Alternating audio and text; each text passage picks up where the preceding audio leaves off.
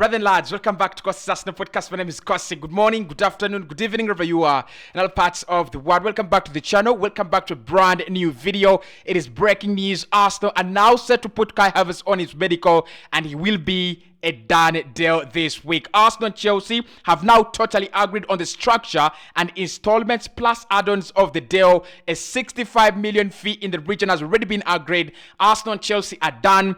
Arsenal and Kai Havertz are now due for medicals, and then he will be announced as an Arsenal player just after the international break, which ends today. Hit the like button, subscribe to the podcast as well. Arsenal really moving very, very quickly on this one. We'll be talking about Declan Rice as well. There is an update that Manchester United are willing to offer Harry Maguire and Scott McTominay plus cash to sign Declan Rice. Of course, we know West Ham are really open to the idea of 100 million plus players. If that deal could also be agreed, we'll be talking about that as well. Moises Caicedo's name is not totally over within the Arsenal hierarchy. They still appreciate him, and he's still on the transfer list as well. And of course, we're going to be talking about Arsenal very confident to close that 45 million euro deal for Julian Timber, as sources from the Netherlands are indicating. Hit the like button, subscribe to the podcast as well. We are talking a done deal for Kai Havertz. We are talking medical scheduled for Kai Havertz. Total agreement on a 65 million euro deal is now reached. Structures reached as well, and add-ons agreed. Arsenal are just a step away from announcing Kai Havertz as the first signing of this summer. Pretty much done. Let's get this video to 500 likes and let's dive into the story as well. Now, it has been, of course, David Stein who has been closely working on this one. That is TalkSport. That is not David Stein. But he has just said that Arsenal have now reached an agreement in principle with Chelsea to sign forward Kai Havertz. Deal for 24-year-old German international is now worth around £65 million. Personal terms is already in place. Attacker's medical will follow in due course, right? That is according to David Stein, and of course, as written in the Athletic, Arsenal have agreed a deal in principle with Chelsea to sign Kai Havertz for a fee in around £65 million.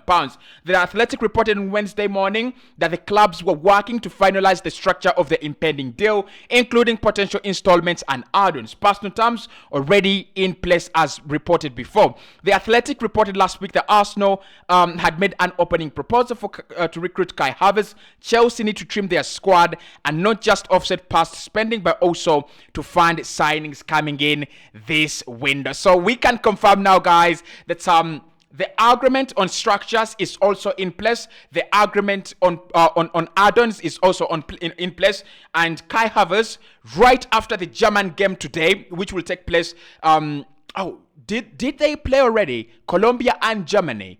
Okay, the game has been played, my bad. So Kai Havertz will be returning to England today to have his medicals this week, and he should be announced as an Arsenal player. Of course, there is always that element of Arsenal taking their time, waiting when to, announce a player. I can't confirm that we will announce him this week. I can't confirm that we will announce him next week, because Arsenal always take their time with the media duties, with, the guys who take pictures are always slow, the guys who record the videos are always slow, and the guys who are editing the videos for announcement are always very, very slow. But what I can confirm is that Kai Havertz is now almost an Arsenal player. We can term him as an Arsenal player. And of course, there is also a feeling that Gino has been a very big figure in this deal. It is also believed that Gino has told Kai Havertz, if you want to join Arsenal, definitely please come over this side. Now, still talking about Gino, it is also believed that Gino will not join Lazio in this summer. He prefers to stay at Arsenal rather than move on to Italy. That is also been confirmed. So we might see Gino staying, but then Thomas Partey leaving the club as well. Actually, it has been David Stein who has been reporting on that story as well. And he said Thomas Partey, right at the moment, if Arsenal sign Declan Rice, he will not be a guaranteed starter at Arsenal. He'll be sitting on the bench with Rice coming into the side, plus Kai Havertz. And Gino is more likely now to be ahead of Thomas Partey in pecking order. So Thomas Partey is working on a solution away from the club as Gino looks to stay. It's not a bad one. It's not a very, very bad shout for Gino to stay at Arsenal. I think he's got the experience. I think he's got the pedigree. I think he's a UEFA Champions League proven player. I'm not really sure if he's won the Premier League with Chelsea, but I think he's won the Champions League with Chelsea, right? He hasn't he? He has won the Champions League with Chelsea. He's won the Euros with Italy as well. And look, he's a Ballon d'Or, podium guy. He's been on the Ballon d'Or podium. There are not so many players that have actually had the opportunity to be there. So he's lived the experience, and given the fact that he's around 31, 32, he just brings a lot of experience to this Arsenal young side. So if we're gonna keep him at the expense of Thomas Partey, of course I'm not very happy. I'm not happy at all. But there is nothing to do. I wouldn't want us to lose two senior players in the squad at once. So for me, Jorginho staying is such very, very good news. But it would even be better if Arsenal were to keep Thomas Partey. Now, there is also reports reporting that Moises Caicedo's name is not totally over within the Arsenal walls. Within the Arsenal hierarchy, the name Moises Caicedo is still very much appreciated. The player is still very much appreciated. And many people think we should sign Moises Caicedo inside Arsenal over Romeo Lavia. Now, look, the Caicedo deal is one that is going to be very difficult this summer. It's going to drag on. It's not going to be, done within weeks, within 1 month. I don't expect that. With Brighton still looking to add a few players to the market, they will also have a prolonged transfer summer. They will have a longer transfer summer than usual. And because Caicedo is such a very important player to them, because Rice is going to work for close to 100 or 100 plus million, there is a feeling that Brighton will want to get a similar amount of money for Moises Caicedo.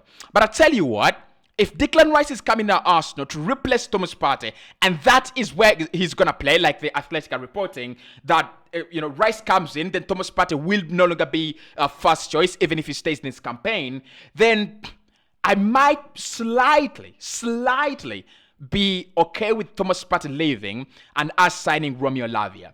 The problem with Moises Caicedo and Rice is one.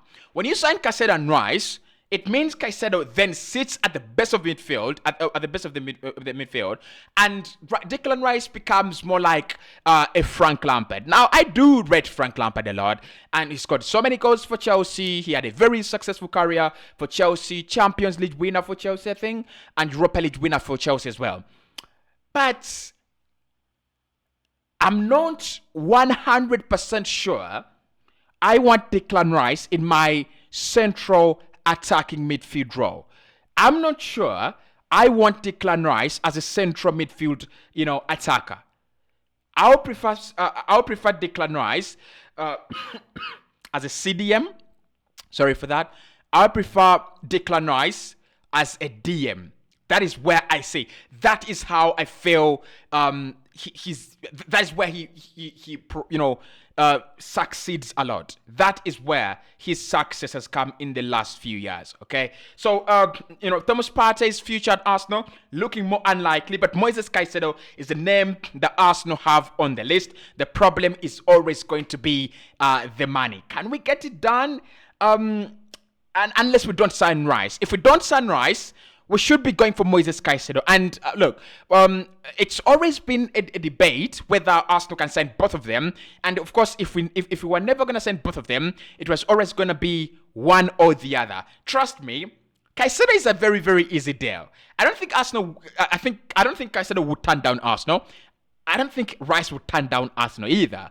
But what I'm trying to say is, it would be very difficult for Brighton to turn down a fee close to 80 million for Moises Caicedo. It would be very difficult. They will want that extra 10 million because in January we offered them 70. In the summer it should be close to 80. And you understand he has a longer contract, a better contract. They can keep him till next summer and still get some very, very good money out of him.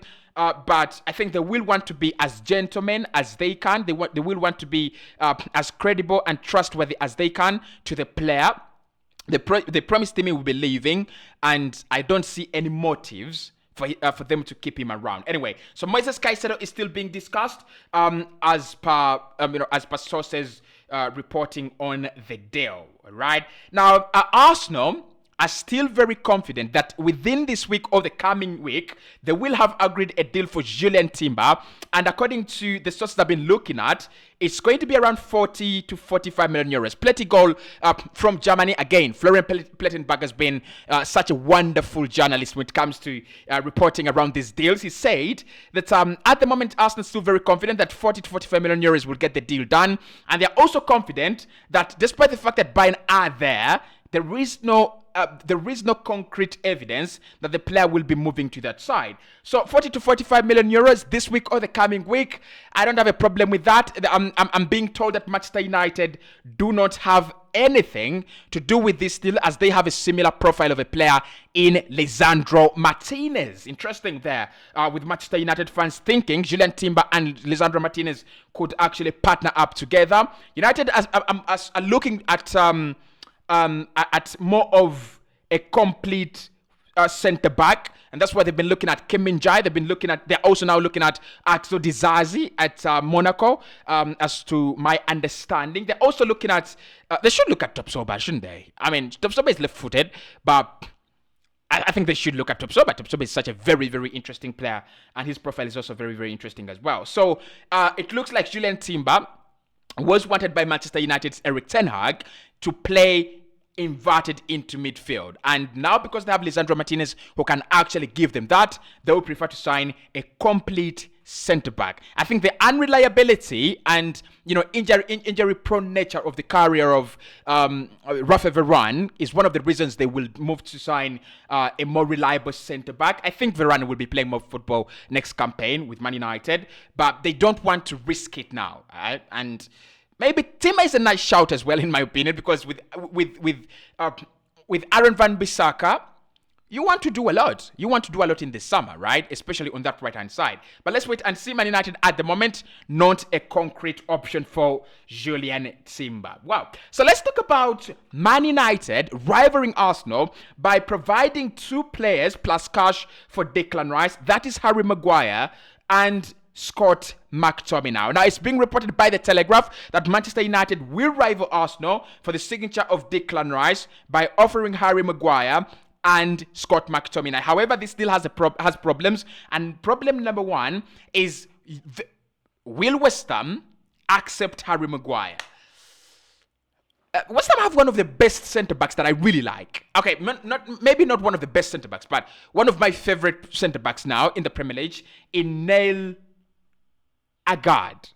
If you watch that boy on Morocco, and you have watched him at West Ham this season, there is a special player in there. There is a very, very special player in Agard at centre-back. Now, they have Kat Zuma as well at centre-back as well, right? I don't see ever in the world that they need Harry Maguire. I do not see ever in the world that they would think, ever in the world, that David Moyes would think Harry Maguire is such a good player. If he thought maybe a couple of years ago, I don't think he thinks in the same way. I just don't see it. I really just don't see it. I don't even remember how Man United and when Man United thought that Harry Maguire was such a very, very wonderful centre-back. Anyway, I've always protected Harry Maguire. I don't think he's the worst player in the world. But this is such a bad deal for me from Man United. 1, will Maguire accept to go to West Ham? 2, will West Ham accept Harry Maguire? 3, the massive wages Harry Maguire is earning at Manchester United, he's got to go, I'll take a pay cut. If he doesn't agree to a pay cut, there is no way Harry Maguire joins West Ham. There is no way West Ham are going to pay those hefty wages. Now, with Scott McTominay, it's quite a very, very interesting shout. And with Scott McTominay, it would be how much they are willing to add to him as a player. If Man United offered 95 million plus Scott McTominay, I kind of feel like the deal can be done. McTominay doesn't have these huge wages, and I think he can take a pay cut at a club like West Ham. And McTominay just seems like a David Moyes kind of player. Like, to be honest, I don't think McTominay is as bad as a player that many people want, like many people want to put it. Yes, he's not a Man United player, and definitely wouldn't start at Brighton. But at a club like West Ham, whose ambitions I'm not really sure of, I would think that they would take him. And that is where Arsenal have to be very, very serious now. West Ham have already indicated that anyone who comes in with 100 million plus players will have an added advantage. And Man United have come in with players before, before offering the cash. Of course, sorry about that. We know the problems they have with cash. We know the problems that their owners and money and ownership are going through. So if they offered Maguire plus McTominay and they are sure they can offer some good cash, I see them as real contenders. Of course, Manchester City have signed Kovacic today, but Ike Gundogan has left, so that could also mean that they're gonna be sniffing around. Right, interesting, but there is something for us to rejoice about, and that's the total agreement with Chelsea over 65 million for Kai Havertz. Structure agreed upon, add-ons agreed upon, everything is now agreed in principle. Medicals are scheduled. We are just waiting for Kai Havertz to come back, fly into England, and definitely arrive at Arsenal. I'm going to be giving you every single detail until this guy signs for Arsenal. Hit the like button so that you don't miss. Hit that subscribe as well. Let's get this video to 500 likes.